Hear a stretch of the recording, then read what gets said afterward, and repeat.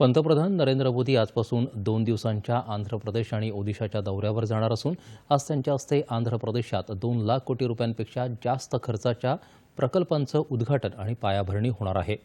हरित ऊर्जा आणि शाश्वत भविष्याप्रती असलेल्या केंद्र सरकारच्या वचनबद्धतेच्या अनुषंगानं विशाखापट्टणमजवळ पुदिमडाका इथं उभारण्यात येणाऱ्या हरित हायड्रोजन हब प्रकल्पाची पायाभरणी पंतप्रधानांच्या हस्ते होणार आहे।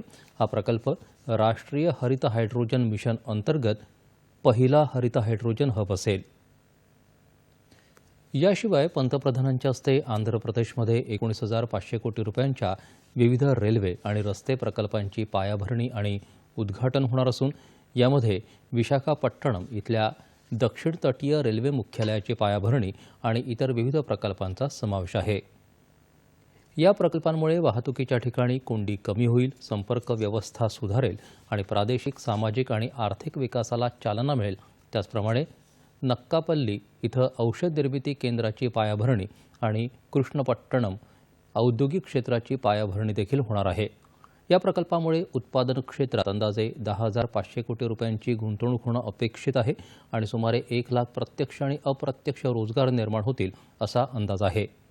या दौऱ्याच्या दुसऱ्या टप्प्यात पंतप्रधान उद्या ओदिशा इथं 18व्या अनिवासी भारतीय दिवस संमेलनाचं उद्घाटन करणार आहेत।